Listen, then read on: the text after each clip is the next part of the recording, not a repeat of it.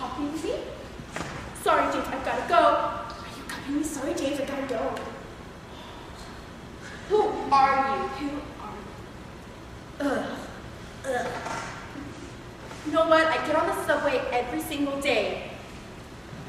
And I have to deal with people like you.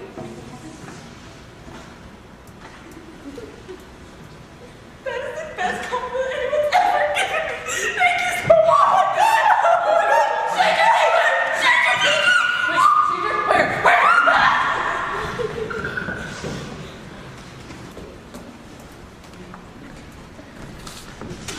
You ready to go? Yeah. I hate when you do this. Do what? Every time I get in a car with you, it's like... James, we can't do this every day. Every day, you forget. Forget what? It's the same thing every day. We drive you to work. It's not my fault. I don't have a driver's license. I'm 42 years old, okay? You're 42 years old and you live with your mother. Alex, there's lots of 42-year-olds out there that still live with their mother. Bet. I can't do this. I can't do this with you. Please just take me to work. We're going to work. I wish I didn't have the same job as you. I wish you had the same job. I'm not having this conversation with you, James. I'm not going to have this conversation with you again. You always do this. We get in the car, you're like, oh, you ready to do this? Yes, I'm ready to do this. Every day I'm ready to do this. Come on. Seriously? You missed our turn. Come on, double back. Let's go. I'm not doubling back. I'm not doubling back. Then we're gonna be there. No. Where are you going? Start the car. No, we're going. No, I'm getting out. We're done. How am I gonna get to work? I can't even drive.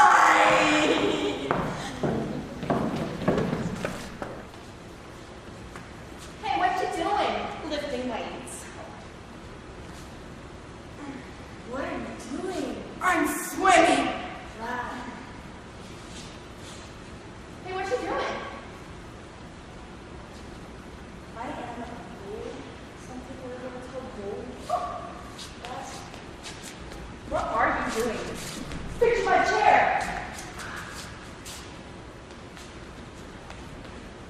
What are you doing? I am picking flowers. Oh. Ooh, what you doing? Trying to run from a crazy person? What are you doing? I am running ponies. Oh. What you doing? I'm trying to watch my favorite show. Hey, what you doing? I'm eating crab. Oh, yeah. Give them a round of applause.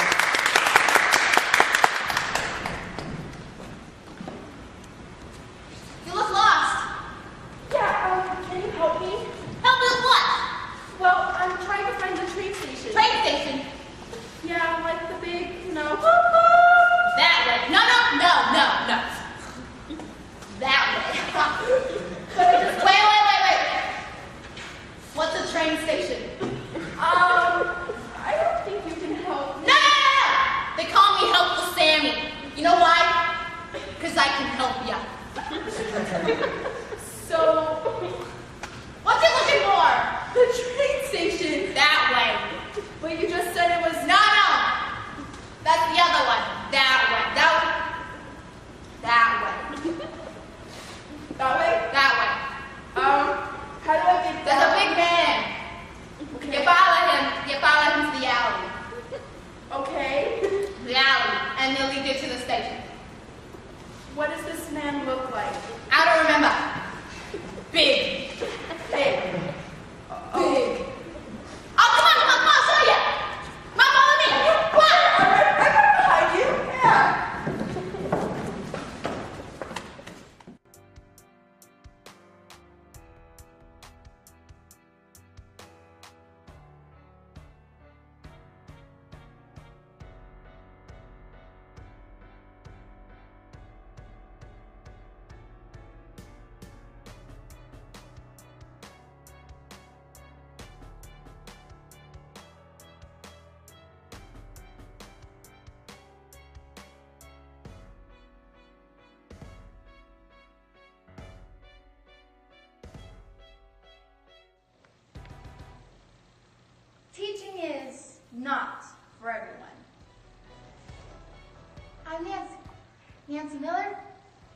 You may have heard about me, but those kids were horrible.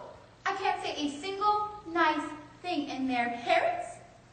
Some people just shouldn't be allowed to have children. There was this one little boy who would kick me as hard as he could. Every chance he got, I couldn't believe it. Ridiculously painful. Every day, every time, kicking me. And he was one of the better kids, if that even gives you an idea of how bad they all really were. Short work days, smaller class sizes, long breaks, including the entire summer off. Most non-teachers view this as a dream profession. So why is it now rated one of the most stressful occupations in the country? According to Stan Gilmore of the Institute of Counseling, most teachers, if they are honest, will testify that at some point in their teaching career, they have encountered difficulties in coping with the relentless pressure to maintain order, leading to a mental breakdown. And while most teachers leave the profession in 5 years or less, teacher Nancy Miller stays, and her abnormal breakdown becomes an extreme example of how things can go horribly wrong. Right? Apple Crush by Stephen Yonke. It's hard when you finally decide you're going to try and help people. Become a teacher. Take a job where you can make a difference. Where you think you can make a difference. It's hard when that turns out to be impossible. And it's frustrating. Especially when you can help a kid and they don't even want it. When you're trying to help a kid and they act like they're smarter than you. A bunch of damn 10-year-olds. Like they know anything. Except how to be mean. No one warns you about that. In college, in your classes, even when you're assistant teaching. No one tells you. Kids can be terrible. I remember so vividly the moment I just snapped. I was at my desk, and I was trying to explain photosynthesis. Well, the way you explain photosynthesis to a bunch of 10-year-olds. The plants have their leaves, and the sunlight shines down bright light. And as I'm trying to teach these kids something, I have my back turned to them like this, and I'm writing on the board.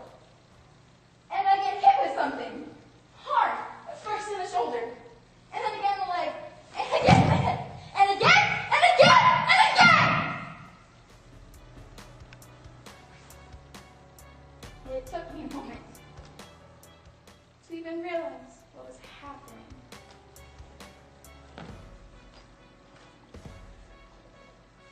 They were throwing rocks at me. These kids, these young kids, were throwing rocks at me. And if that wasn't bad enough, they were laughing at me. I couldn't even speak. They just kept hitting me. So I took the rest of the day off and I went home, and while I was at home, well, I had some time to think. Some time to really think about my 3 months at that school. I had made some decisions about those damn 10-year-olds. If you can't even teach them to be human, then what good are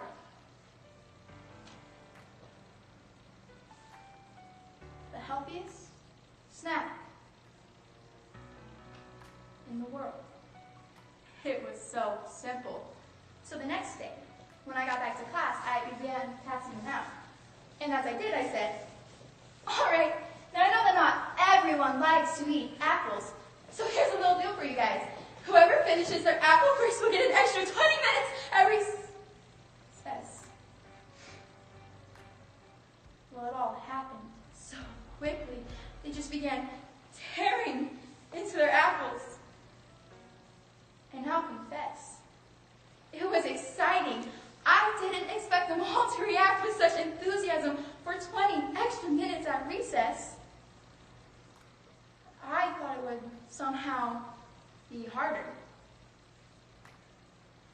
It took about 10 minutes before the first one started convulsing.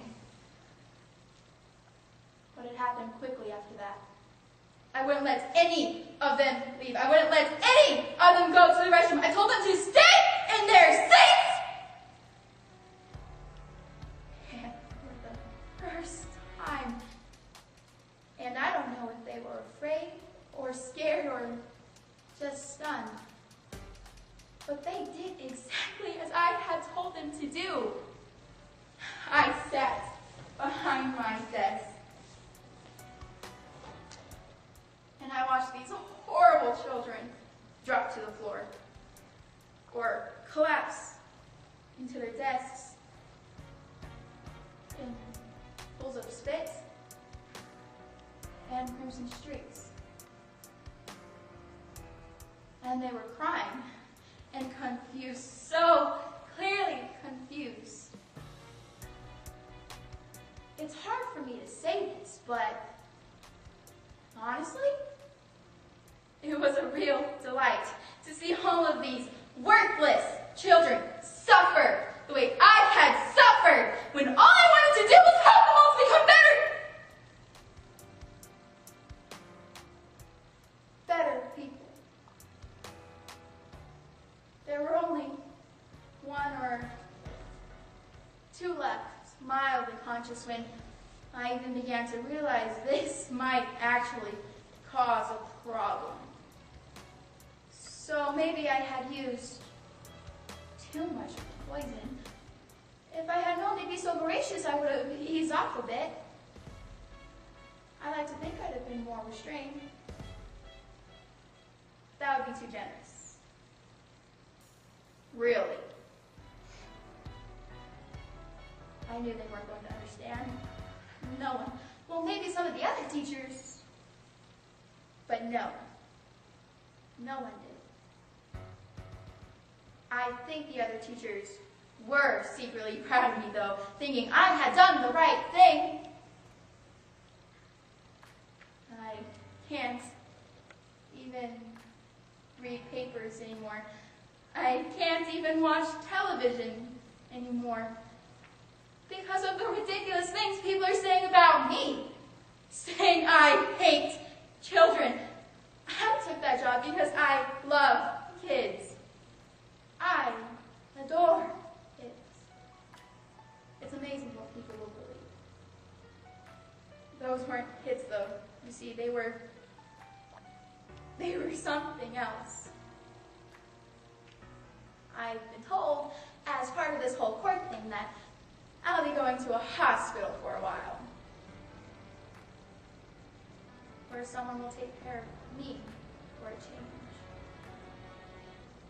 That'll be good. Helping.